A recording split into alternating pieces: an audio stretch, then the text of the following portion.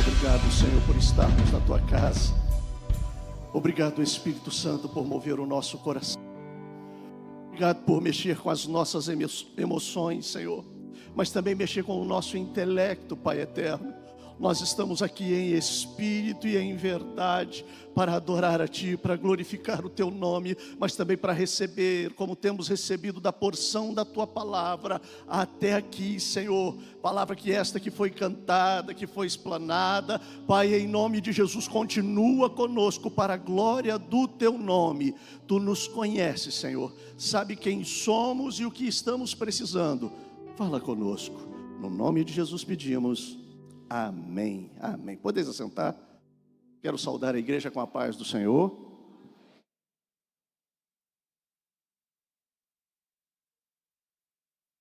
Bom estarmos nesse domingo, ainda bem que está bem quente. Por que você riu? Vai dizer que você não aqueceu ainda. Vamos cantar de novo, vamos cantar. Está quentinho. Vai esfriar ainda, mas está quentinho, por enquanto está quentinho. Os cariocas aí ficam arrepiados aqui. Glória a Deus. Abra sua Bíblia em Atos dos Apóstolos, capítulo 28, o último capítulo de Atos dos Apóstolos. Eu quero começar pelo final hoje. Para aqueles que não sabem, hoje nós estamos comemorando 112 anos de Assembleia de Deus no Brasil. Você pode dar um glória a Deus? Você pode aplaudir ao Senhor pelos 112 anos que estamos festejando hoje? Se puder colocar na tela, eu agradeceria. Aleluia! 112 anos nós estamos fazendo hoje. Mas eu quero dizer que não começou a Assembleia de Deus, ou melhor, esse movimento pentecostal não começou na Assembleia de Deus. Ele começou antes na Rua Azusa, não é? Foi, se não me engano, em 1906, no movimento na Rua Azusa, onde o batismo com o Espírito Santo começou a acontecer e envolvendo pessoas. Daniel Berg e Gunnar Wingre, da Suécia, passam por esse lugar, são cheios do Espírito Santo, recebem uma visão sobre um lugar que eles precisavam vir para... Eles não sabiam onde, só sabiam que era o Pará. E que negócio é esse, Pará? Onde é que fica isso? Existe isso em algum lugar do mundo? E aí eles foram procurar, porque eles sabiam e tinham certeza que aquela visão que eles tinham tido era do Senhor. E acharam Pará no Brasil. Foi para lá.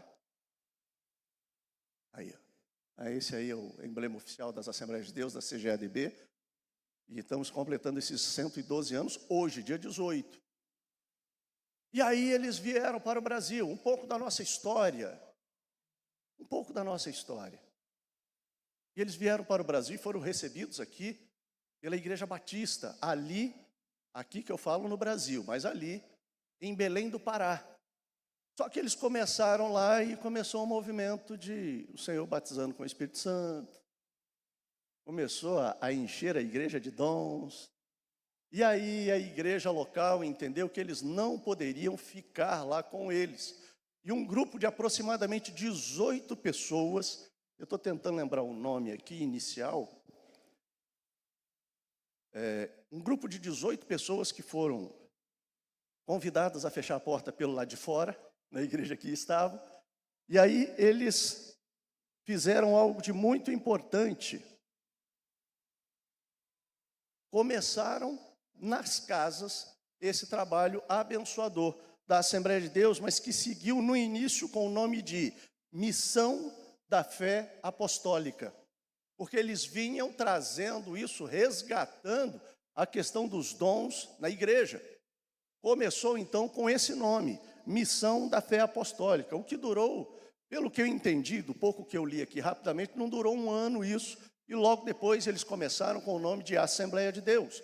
Oficialmente, mais tarde, alguns anos depois, foi que aí fizeram o estatuto direitinho, fizeram o registro, mas começou em 1911 as Assembleias de Deus como nós temos hoje. E hoje, para a glória de Deus, o maior movimento pentecostal do mundo. Você pode louvar ao Senhor por isso? E aí eu quero dizer que você faz parte disso, e nós fazemos parte disso. Eu trago comigo... No meu sangue, né, vou dizer aqui, literalmente trago comigo no meu sangue Quando eu olho para o meu avô, pastor José Carlos Guimarães, ali na Bahia, ele desenvolve um trabalho fantástico, abrindo várias igrejas, isso poucos anos depois. Quando eu falo poucos anos, estou falando aí de 20, 25 anos depois, não lembro nem se é isso, mas eu precisaria tomar pé melhor da situação. Tanto é que no livro da história das Assembleias de Deus, tem um parágrafo, citando o meu querido avô, saudosa memória, pastor José Carlos Guimarães, que alguns aqui chegaram a conhecer. Temos foto, no meu gabinete tem uma foto dele lá, e no livro tem a foto dele. Aqui também eu tenho. Aqui eu também tenho. E alguns aqui conheceram. O pastor Benedito conheceu o meu avô. Tem mais gente aqui que conheceu. Quem foi que... Identifique-se aí, só para a gente ver quantos anos faz que você está aqui. Olha lá, tem mais gente ali, irmão Dovira, irmã Miriam ali, quem mais?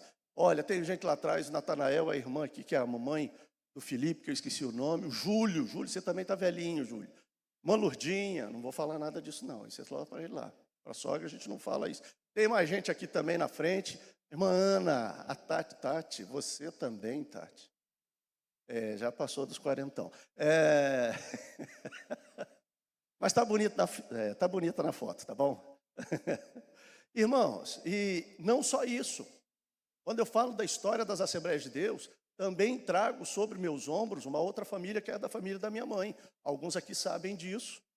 Alguém já ouviu falar na família Malafaia, do Rio de Janeiro? Quantos já ouviram falar desse nome? Esse sobrenome? Pois é. Pastor Silas Malafaia é filho do tio Gilberto Malafaia. Ele é primeiro grau da minha mãe. Eu sou primo dele, segundo grau. Então eu trago nessa história, para estarmos aqui, algo muito importante, que é a sequência da Assembleia de Deus. E aí eu vou dizer a você, querido, você faz parte disso. Eu peguei o bastão. Daqui a pouco eu vou estar passando o bastão para frente. E nós, como igreja, precisamos continuar levando a palavra de Deus. Jesus salva, cura, batiza com o Espírito Santo e vai levar a igreja para o céu. Essas mensagens, desde o início da igreja Assembleia de Deus, continuamos pregá-la, ensiná-la. Jesus salva. Quantos aqui são salvos em Cristo Jesus? Levanta a mão e dão glória a Deus aí. Aleluia. Quantos aqui foram batizados com o Espírito Santo? Levanta a mão e dá glória a Deus. Aos que não foram ainda, começa a pedir, porque o batismo do Espírito Santo é uma promessa para a igreja do Senhor, é para a sua vida também. Quantos aqui já foram curados pelo Senhor? Cura física, cura emocional, quantos? Deus é maravilhoso. E quantos aqui estão aguardando a volta do Senhor que está por acontecer? É isso, a mensagem da igreja do Senhor que está, ela é bíblica. E nós continuamos. E não foi à toa que eu escolhi o livro de Atos e o capítulo 28. Eu quero ler com vocês os 2 últimos versículos. Atos capítulo 28, versículos 30 e 31.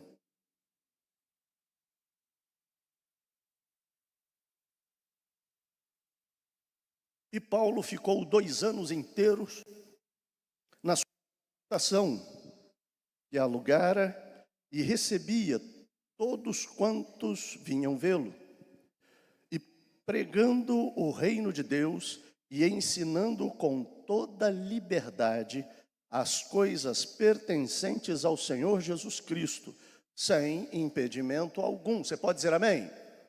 Vira a página, vamos para o capítulo 29. O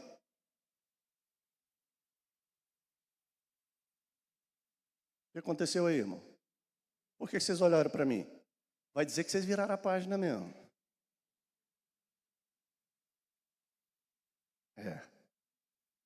Entendeu o que eu quis dizer? A igreja não parou aqui. Aleluia. Ela continua. Atos dos Apóstolos, esses atos continuam até hoje e vão continuar até a volta de Cristo.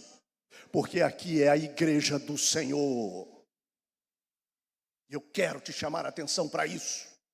A igreja não parou, oh, aleluia. Irmãos, a igreja de Cristo não começou em 1911 não, tá bom? Não começou em 1911 não. Começou na igreja primitiva, nós vamos ver lá em Atos capítulo 1, lá começa a igreja. Mas a nossa, a Assembleia de Deus, em 1911, resgatando, trazendo de volta as questões dos dons, a questão dos dons espirituais à igreja do Senhor. Mas me atendo aqui ao texto lido. E quando eu pego o contexto de tudo isso aqui, é algo muito interessante. Primeiro, eu quero lembrar que quem escreveu Atos dos Apóstolos foi Lucas. Ao que tudo indica, o único judeu a não escrever o Novo Testamento. Provavelmente grego. Um homem de uma cultura ímpar, médico amado. Imagina, rapaz, fazer obra missionária com um médico do lado. Olha que beleza isso, não é? Paulo, ele foi um dos que acompanharam Paulo e teve a oportunidade de estar perto de Pedro, de João e todos aqueles que deram continuidade ao trabalho dos apóstolos. Ele fez uma pesquisa ímpar. Mal sabia ele o quanto ele seria usado por Deus, deixando-nos todos esses escritos de forma detalhada. Lucas, a gente não vê aqui, ou qualquer lugar da Bíblia, não diz como ele morreu, quando ele morreu. Algumas tradições dizem que ele morreu farto de dias. Outros dizem que ele foi enforcado aos 84 anos de idade. Enfim, a gente não sabe porque não existe um relato bíblico a respeito disso. Não existe. Mas existem aí alguns contos. E enfim, como seria isso? O importante é que ele fez a obra do Senhor. E a primeira coisa que eu quero tirar é isso, para nós. Você tem feito a obra do Senhor? Você tem sido aquele que tem demonstrado Cristo através da sua vida? Você tem sido aquele que, de alguma forma, quando tem a oportunidade, fala desse Jesus, o quanto ele tem feito na sua vida? O quanto ele transformou o seu modo de pensar, as suas ações, e quem sabe a transformação de caráter, porque talvez alguns de nós, vou falar talvez que é melhor, é mais bonito, talvez alguns de nós tivéssemos deficiências de caráter e precisávamos de uma transformação, e só Deus o pode fazê-lo. É só olhar para trás. Mas você tem continuado a igreja do Senhor? Você tem falado desse Jesus? Você tem demonstrado com as suas atitudes, com as suas ações, esse Cristo que vive em você, como Paulo escrevendo aos Gálatas no capítulo 2, e ele fala, não mais vivo eu, mas é Cristo que vive? É isso? Tem sido desta forma? As pessoas têm podido olhar para você e falar, poxa, eu queria ser igual a ele aí, ó. Queria ser igual a ela. Como é que pode? Que coisa, que sensatez, que sobriedade. E aí eu vou começar a falar e a gente vai começar a ficar com vergonha aqui. Muitos de nós. Porque aí a gente precisa dar uma olhada e verificar. As minhas falas, as minhas atitudes, os meus comportamentos mostram esse Jesus? Se não me engano, dizem, atribuem a Moody. E ele fala uma frase, eu já repeti isso aqui algumas vezes, mas me veio agora, eu quero dizer à igreja. Pregue o evangelho. Se necessário for, fale. Opa, eu prego Jesus estando em casa, eu prego Jesus trabalhando, eu prego Jesus conversando, eu prego Jesus com os meus comportamentos. Uma certa feita, estava em casa, condomínio que a gente mora, e aí tocou um interfone. Eu atendi o interfone pensando que era da portaria, e era um vizinho nosso. Falou, Esdras, opa, fulano de tal. Poxa, tudo bem, rapaz? Tudo bem. Eu quero dizer para você, em primeiro lugar, que eu admiro muito você e sua família. A gente não é tão próximo, parece. Ah, tá bom, obrigado. Olha só, gente. Eu vejo todos os dias, quando você desce com a sua esposa e seus filhos, todos arrumadinhos e vão para a igreja. Infelizmente, eu não consegui fazer isso com a minha família. As pessoas estão nos olhando. As pessoas estão observando. Aquilo que você fala, como você age ou reage, as pessoas estão observando. E a gente precisa prestar atenção. Porque em dado momento, Alguém vai falar, ó, Alguém aqui já ouviu falar assim, ó? Dá até vergonha, mas eu vou falar aqui. Ser crente igual aquele ali, ó. Eu prefiro ficar onde eu estou. Quem já ouviu essa frase aí? Levanta a mão. Jesus. Foi mais gente do que eu esperava. Está entendendo o que eu estou falando? Diga amém. Seja servo do Deus Altíssimo, onde quer que você esteja. Mostre Jesus onde quer que você esteja. Mostre Ele o quanto, através da sua vida, Ele tem transformado o seu viver, a sua forma, o seu modo de pensar. Seu modo de pensar. Lucas estava junto. E ele começa a escrever a respeito de Paulo. Nesse caso especificamente, começa, se não me engano, no capítulo 26. No capítulo 27, na verdade, eles começam a essa trajetória de ida para Roma, onde ele estava preso no barco. E aí, Paulo diz, é melhor a gente não enfrentar essa tempestade não, porque, aliás, não é melhor a gente ir agora não, porque vamos enfrentar a tempestade, não vai ser bom, a coisa vai ficar feia para o nosso lado, vai perder muita coisa, não é agradável. O comandante acaba por ouvir aquele que estava tomando conta dos presos, e que Paulo era um deles. E eles tocam viagem, enfim, resumindo a história, atravessam uma tempestade enorme, tem que jogar tudo que eles têm ali fora. E aí é interessante, quando eu li isso hoje, eu comecei a rir, mas se eu tivesse na hora eu estava chorando.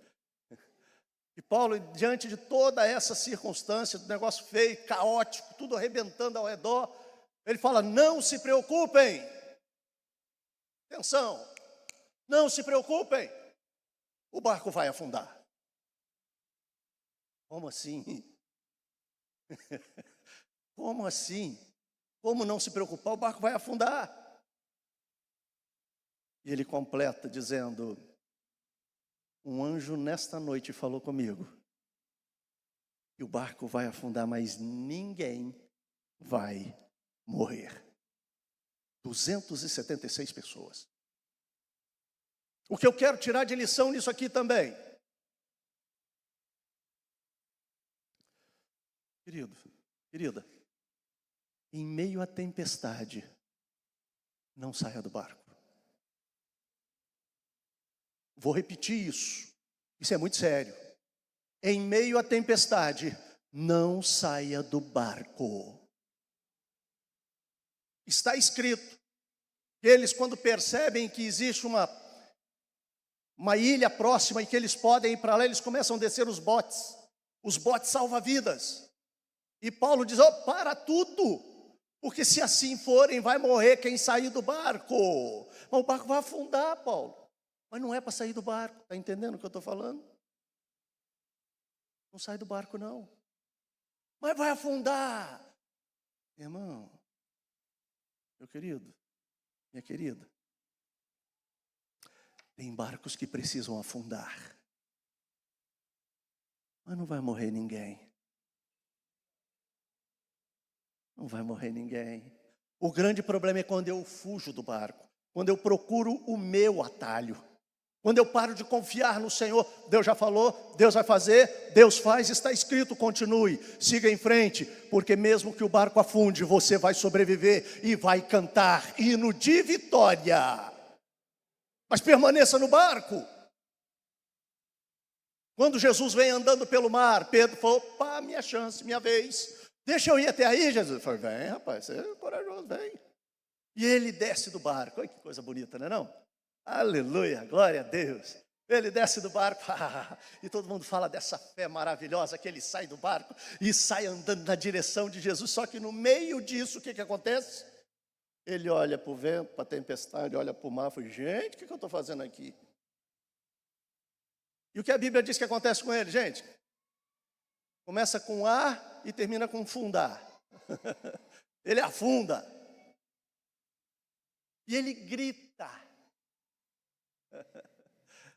Jesus estava pertinho, porque a Bíblia diz que Jesus estende a mão. Pega na mão. Oh, aleluia. Está entendendo, querido? Está entendendo, minha irmã? Meu irmão? Você pode até gritar, achando que Jesus está longe, mas Jesus está perto. Jesus está próximo, Jesus está do lado, Jesus está sabendo, o socorro bem presente na hora da angústia está aí com você. Jesus estende a mão de Pedro, levanta ele e fala, vamos andar agora na água? Foi isso que Jesus fez? Levou para onde? De volta para o barco. Cuidado. Às vezes a gente se ilude. A gente se ilude e quer usar barcos, botes salva-vida. A gente quer usar atalhos. Se Deus está na sua vida, a vitória vai acontecer. Entenda isso. Não saia do barco. Mesmo que o Senhor já tenha falado, o barco vai afundar, mas Ele continua dizendo, não vai morrer ninguém. O que eu tiro disso, pastor? Obediência a Deus. Obediência à sua palavra. Confiança nele, para que a gente siga em frente, para que a gente continue no objetivo. Quero dizer aqui que quando o anjo fala com Paulo, ninguém vai morrer, Deus teve misericórdia de você e de todos aqueles que estão à sua volta, porque é necessário que você esteja diante de César, por causa da obediência dele. Entenda isso, gente. Ontem nós tivemos um trabalho de família aqui maravilhoso, contamos com mais de 250 pessoas, eu louvo ao Senhor pela vida de cada um dos irmãos que vieram, você que não veio, perdeu, foi uma bênção. E aí, olha só, por causa da obediência de Paulo, presta atenção, a obediência de quem? Paulo. Ninguém no barco morreu. Você está entendendo? Eu preciso concluir. Porque se você continuar obediente, a tua família vai continuar firme. Ninguém vai morrer. Suas preocupações, coloca diante do Senhor, mas continue firme diante dele. E permaneça no barco, porque ninguém vai morrer. Continuam, sofrem. O barco encalha, afunda, porque a força do mar era grande. No que encalhou, as ondas começaram a bater, começou a destruir o barco todo. Aqueles que sabiam nadar pularam na frente, correram para a margem. Enfim, foi um Deus nos acuda. Aqueles que não sabiam nadar se agarraram aos pedaços do barco que sobraram, foram para lá. Glória a Deus, aleluia, que maravilha. Chegam na praia. Começa o capítulo 28. Todo mundo lá, estava frio. Era a época do inverno. Então fizeram, toda a população de Malta recebe muito bem esses náufragos que ali estavam. Tem uma fogueira, Paulo então vai ajudar. Tem uma coisa antes aqui que eu esqueci de mencionar. Me veio, o Espírito Santo me faz lembrar aqui, que quando tudo isso estava para acontecer, aquele capitão, aquele camarada, que disse que era para sair com o barco, quando Paulo falou não, e ele era quem estava cuidando da guarda toda, sabe o que ele queria fazer com os presos? Matar todos eles, para que eles não fugissem. Aqui vai valer algo muito importante para a nossa vida cristã. Preste atenção. Paulo se comportou como alguém digno desde o início que embarcou. Vou repetir isso. Desde quando ele embarca, ele se comportou com dignidade. Ele permaneceu agindo como aquele que serve ao Senhor e não questionando a ele porque ele estava preso. E não questionando Deus, porque, e agora, o que é isso? Eu não sou teu servo. Não, ele atravessa todo esse período com dignidade, diante dos homens, diante das pessoas. Tem gente que acaba se dizendo cristão e acha que é melhor do que os outros. Desculpa aí. Me perdoem. Mas isso eu já ouvi de incrédulos falando isso para mim. Aquele povo ali, se acha melhor do que a gente. Por isso que não fica entre nós. Meu Deus. nos portemos com dignidade onde quer que estejamos. Porque vai chegar a hora certa em que Deus vai exaltar da maneira dele quem ele quer. Diante de quem tiver que ser. É importante entender isso. No momento necessário, porque ele se portou com dignidade. O testemunho dele foi fiel. Quando chegou no momento crucial, vamos matar todos para que ninguém fuja. Senão quem vai perder a vida é a gente que está cuidando deles. Vamos matar todo mundo. O capitão do navio falou, não vai matar ninguém não, ninguém vai fugir. Por quê? Porque Paulo se portou dignamente desde o início que embarcou. E quando chega na praia, ele continua com um comportamento digno. Diz a palavra de Deus que a fogueira está acesa. Mas, gente, fogueira, você colocou lá uns gravetos, uns pedaços de pau para queimar, aquilo ali vai pegando fogo e fica eternamente pegando fogo, não é isso? Ou você precisa colocar mais graveto, mais... Sim ou não? Pois é. Paulo não esperou ninguém fazer... Eita, vem outra coisa aqui para nós.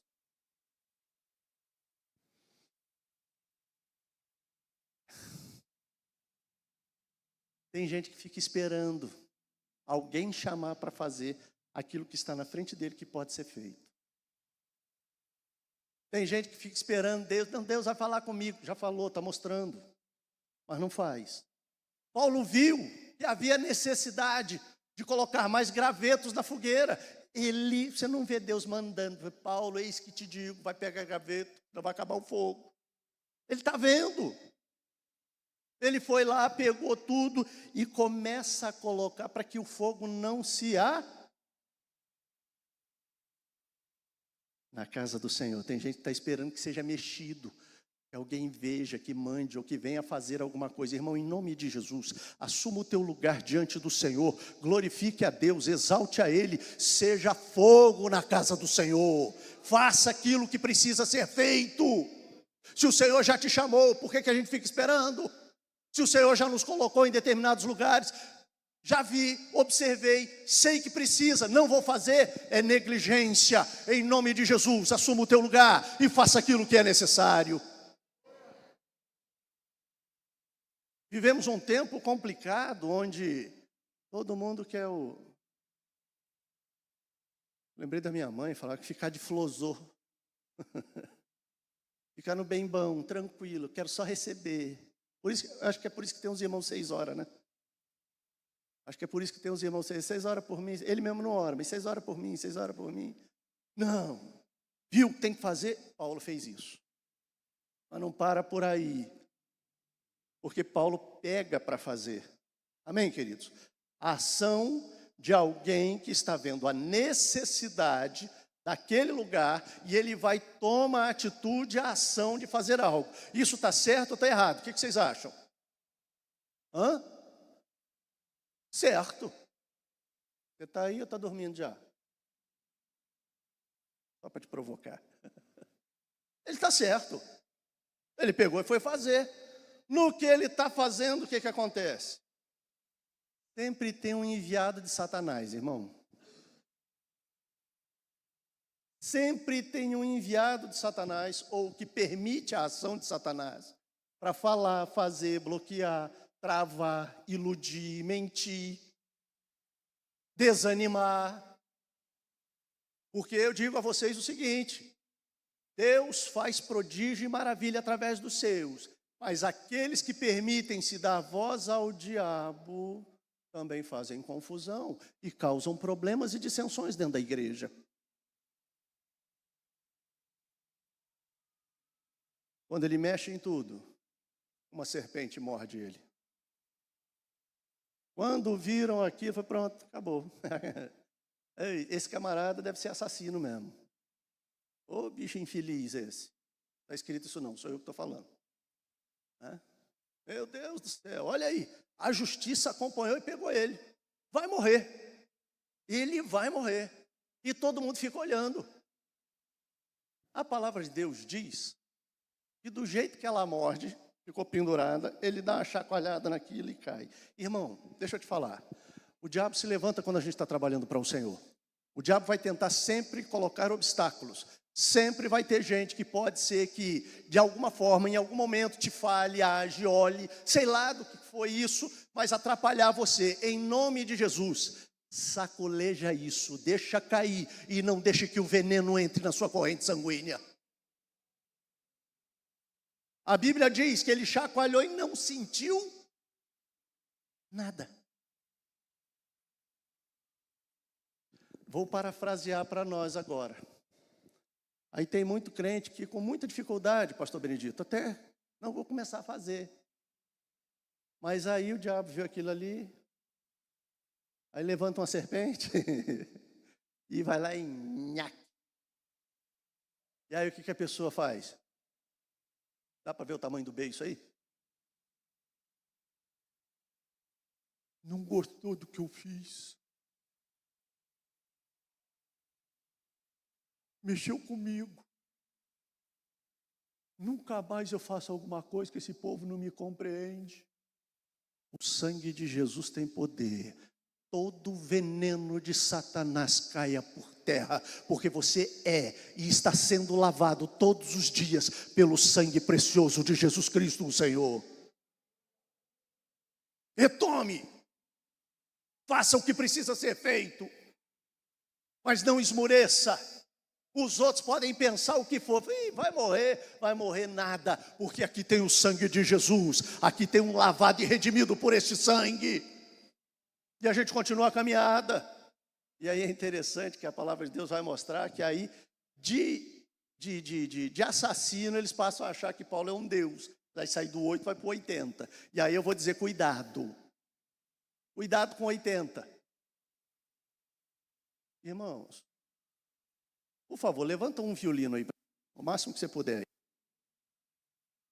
Você está ouvindo o som daquele instrumento? Sim ou não? Por quê? Não está tocando, obrigado. O instrumento é bonito? Não é? É lindo, tem cordas, ele tem toda uma parede. É lindo o instrumento, maravilhoso. Mas eu não estou ouvindo porque não tem ninguém tocando. Por favor, dá uma olhadinha para o lado aí, fala assim para ele ou para ela, você é um instrumento do Senhor. Fala para ele, fala para ela, olhando nos olhos dele. Você é instrumento do Senhor. Só sai algum som em você, em nós, só sai alguma coisa boa, bonita, gostosa de se ouvir, quando Deus toca. Sabe por que eu estou falando isso? Porque às vezes a gente é usado pelo Senhor, de alguma forma, com algum dom especial do Senhor, ou por alguma aptidão natural que o Senhor nos deu, e aí começam a nos rotular e a gente se enche, acha que é o rei da cocada, preta, amarela, branca, senão vão falar que eu sou racista, né, Jefinho? Preta, amarela, branca, roxa, sei lá quantas cores tem de cocada por aí, mas é Deus que está fazendo, é Deus quem faz, é Deus quem toca, e por ser Ele, o som é maravilhoso, o som é abençoador, e abrange a todos quantos estão ouvindo. Paulo continuou sendo apenas Paulo, está aqui, foi não, agora a gente está aqui, e vou continuar fazendo o que fui proposto a fazer. E a Bíblia vai mostrar que ele estando lá, começa a orar pelos enfermos, e Deus começa a curar. E o negócio foi tão bom que todos ali acolheram de uma maneira tal aquele povo, aqueles 276, passado por algum período, se não me falha a memória aqui, 2 meses, então eles colocam ele dentro de um novo barco e eles prosseguem com tudo que eles tinham antes. Saiba aguardar o tempo do Senhor. Mas lembre-se, Paulo passou por tudo isso. Quando chega em Roma, ainda fica 2 anos. Olha a idoneidade de Paulo, o quanto esse caminhar de Paulo diante dos homens, eu não estou nem falando diante de Deus, diante dos homens, o que gerou. Paulo correu o risco de ser morto. O capitão disse não vai matar. Quando ele chega a Roma, deram a condição dele ficar esses 2 anos num presídio domiciliar, com um guarda com ele. Olha para onde vai atingindo as coisas. E lá o Senhor falou com várias pessoas através da vida de Paulo. Sabe, queridos, o que eu quero dizer com tudo isso é que a minha e a sua vida tem os seus dissabores, tem as suas tempestades, tem os seus momentos de, meu Deus, não vai dar certo, meu Senhor, não vai acontecer, e tem coisa que não vai acontecer mesmo. Tem coisas que você vai pedir e o Senhor está falando, não adianta pedir, filho, vai ser desse jeito mesmo, porque você precisa passar por isso, aprender. O grande problema é quando a gente não aprende. Essa é a nossa existência. Quando eu olho para a história da igreja, vou chegar na nossa. Quando eu olho para a história da igreja, a gente vai ver exatamente isso, tempestades em cima de tempestades, pessoas entendendo completamente diferente o evangelho de Cristo, e nós temos aí a idade das trevas na história da humanidade, para mostrar que isso é verdade. Aí vem um maluco chamado Nietzsche, bate palma, porque Deus morreu, achando que ele estava abafando. E, na verdade, aquele Deus da Idade Média precisava morrer mesmo. Não era o Deus verdadeiro, mas um Deus que equivocadamente foi pregado de algumas formas ruins. Eu estou te mostrando que, em meio à tempestade, a igreja do Senhor continua marchando. Mas como ela continua marchando? Através daqueles que são fiéis ao Senhor. Quantos são fiéis ao Senhor aqui? É através da nossa vida. A Assembleia de Deus é mais uma de tantas as outras que, através da história, vem levando o evangelho de Jesus Cristo à frente. E nós precisamos continuar pregando. Precisamos fazer algumas reflexões, sim, quanto ao nosso tempo, quanto ao nosso modo, quanto às formas. Sim, continuamos isso porque é a história da humanidade nessa metamorfose que somos. Célebre filósofo brasileiro, né? Raul Seixas. Metamorfose ambulante. A gente vai se modificando. Misericórdia, tem que ter um filósofo desse, gente.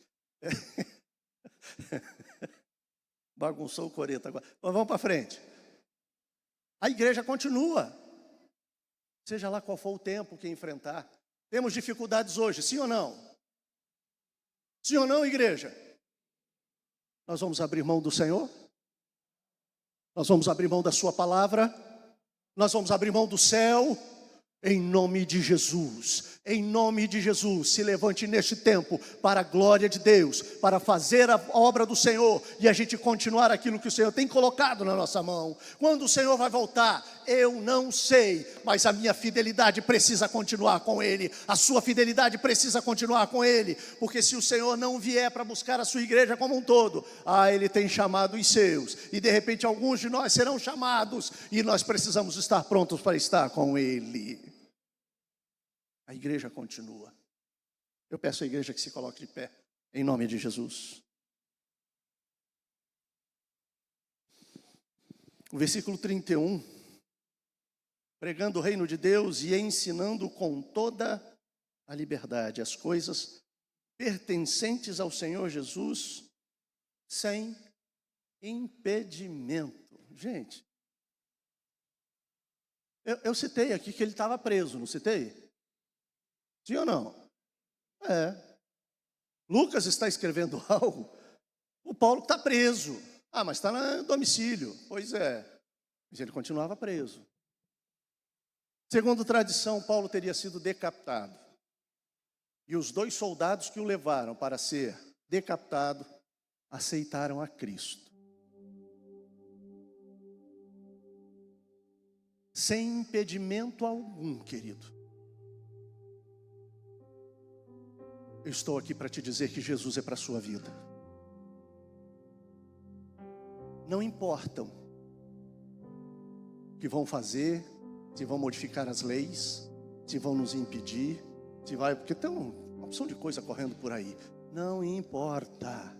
Nós precisamos continuar pregando Jesus Cristo e o seu reino. Porque você precisa ganhar o céu.